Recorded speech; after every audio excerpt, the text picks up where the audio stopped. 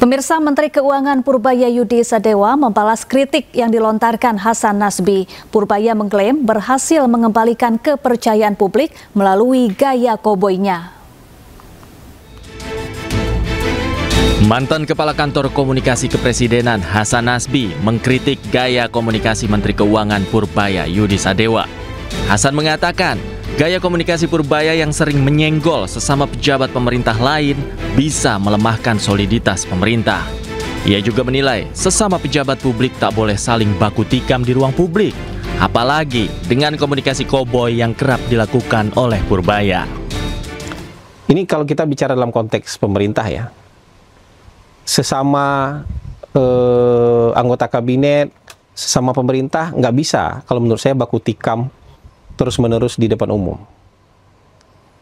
Karena itu akan melemahkan pemerintah. Kita kalau mau baku tikam di ruang tertutup, mau saling koreksi, mau saling marah-marah, mau saling debat, mau tunjuk-tunjukkan di ruang tertutup. Tapi kalau di ruang terbuka, kita nanti akan mengentertain orang yang tidak suka dengan pemerintah. Kemudian mengatakan, wah ini bagus nih, mengentertain orang yang tidak suka dengan pemerintah. Mungkin kita nggak dapat cercaan, makian dari pendukung pemerintah karena mereka menahan diri. Jadi kesannya kita mendapatkan dukungan dari semua orang. Tapi lama-lama kalau ini diteruskan itu bisa membuat pemerintah kelihatan lemah. Kritik Hasan Nasbi langsung dibayar tunai oleh Purbaya. Menteri Koboi ini menunjukkan data indeks kepercayaan konsumen pada pemerintah yang saat ini mulai membaik. Purbaya mengklaim gaya ceplas-ceplosnya berhasil membalikan sentimen masyarakat ke pemerintah dengan positif. Ini sama ini ada korelasinya. Ketika ekonomi buruk, mereka nggak suka pemerintah. Makanya banyak demo besar-besaran. Tapi ketika mulai balik, mereka juga senang ke pemerintah. Jadi sepertinya saya koboi. Tapi yang saya lakukan adalah mengembalikan kepercayaan masyarakat ke pemerintah. Itu juga atas pemerintah Bapak Presiden. Jadi saya nggak berani gerak sendiri. Jangan dianggap saya koboi, saya hanya perpanjangan tangan dari Bapak Presiden, kira-kira begitu. Dengan versi yang lebih halus malah. Dengan percaya diri, Purbaya menambahkan bahwa apa yang ia lakukan saat ini adalah perpanjangan tangan dari Presiden Prabowo Subianto. Hasilnya, apa yang dilakukan oleh Purbaya berhasil mendapat sentimen positif dari masyarakat. Tim Liputan iNews melaporkan. Pemirsa, hujan di Jakarta mengandung mikroplastik. Menteri Kesehatan RI mengimbau masyarakat tidak keluar rumah ketika hujan.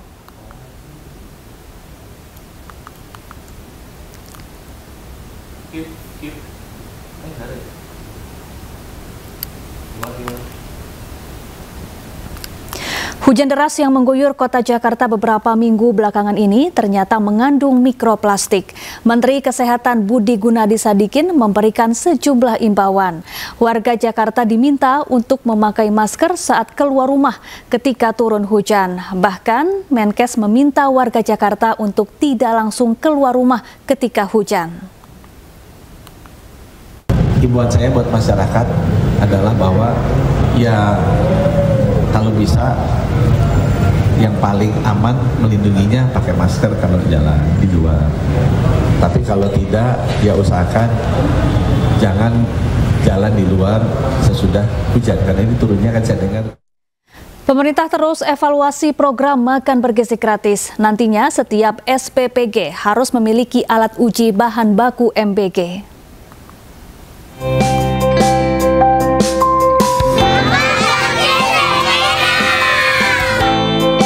Program unggulan Presiden Prabowo Makan Bergizi Gratis terus dikembangkan.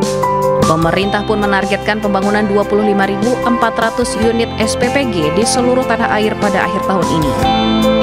SPPG ini nantinya akan terus dimonitor supaya bisa maksimal melayani program MBG.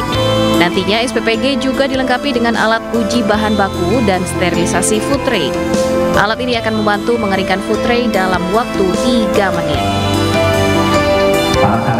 Tak hanya itu, untuk mencapai zero mistake, Badan Gizi Nasional juga akan merekrut juru masak profesional.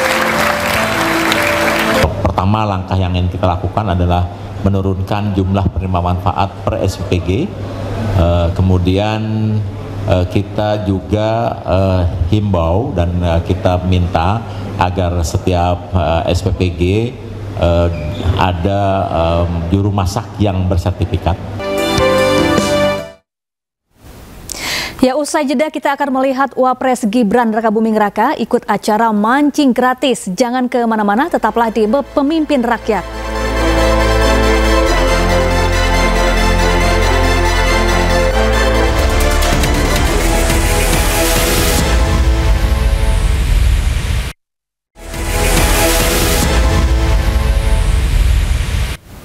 Anda kembali di Pemimpin Rakyat, pemirsa. Seperti jamur di musim penghujan, mikrodrama Cina tumbuh subur, bahkan meraih keuntungan hingga ratusan triliun rupiah.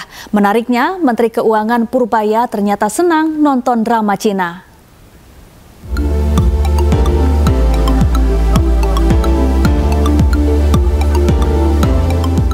Mikrodrama Cina, fenomena baru menonton film pendek lewat telepon genggam. Menteri Keuangan Purbaya pun ikut keranjingan, menontonnya saat ada waktu luang. Kalau stres, dugaan saya ya, saya itu nonton drama Cina yang pendek-pendek itu. Oh iya.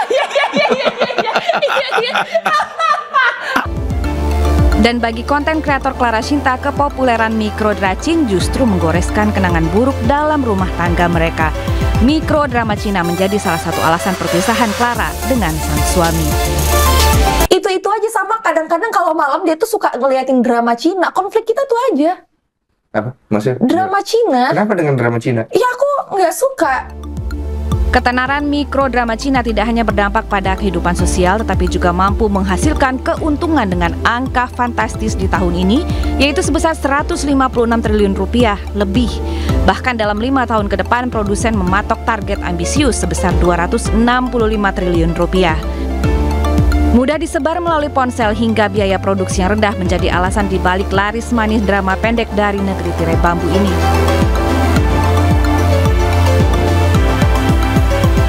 Ceritanya yang singkat berhasil membuat penonton penasaran, bahkan tak segan merogoh kocek hingga Rp100.000 demi paket berlangganan untuk provider tertentu.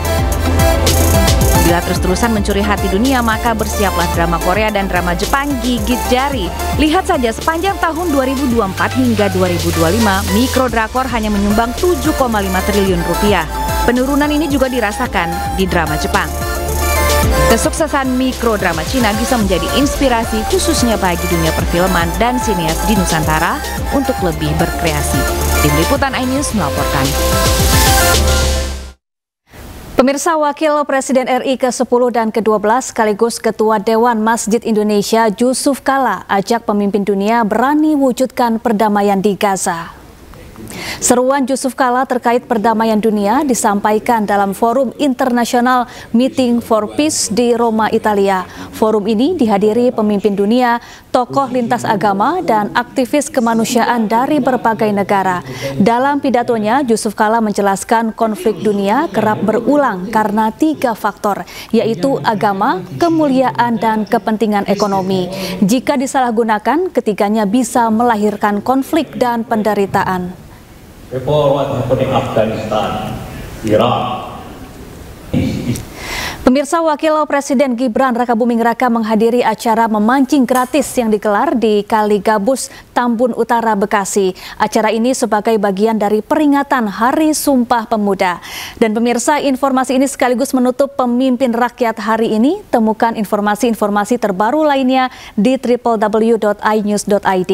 Dan cuplikan tayangan berita iNews dapat Anda saksikan di kanal YouTube @official_inews. Saya Syafaati Suryo dan kerabat kerja yang bertugas pamit undur diri. Pemimpin Rakyat, pemimpin beraksi, rakyat awasi. Sampai jumpa.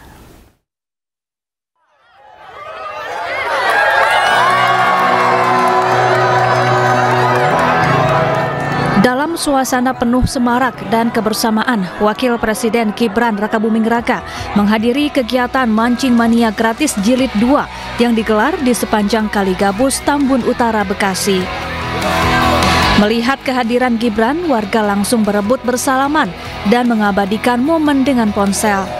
Acara yang diinisiasi oleh Karang Taruna Tambun Utara ini menjadi salah satu bentuk kreatif perayaan Hari Sumpah Pemuda ke-97. Untuk menarik minat masyarakat, panitia menebar 5 ton ikan lele dan menghadirkan beragam hadiah menarik, mulai dari sepeda listrik, televisi, hingga perlengkapan rumah tangga. Motor listrik. Mana cepet ini? Mana? Atas nama Solihin. Nomornya 074. Solihin, Pak Solihin. Gibran bahkan juga mengumumkan nama pemenang motor listrik sebagai hadiah utama. Terbukti kegiatan ini sukses memantik antusiasme masyarakat untuk berpartisipasi. Selain jadi wujud nyata semangat Sumpah Pemuda, acara ini juga mencerminkan kebersamaan lintas generasi dalam merajut persatuan dan solidaritas.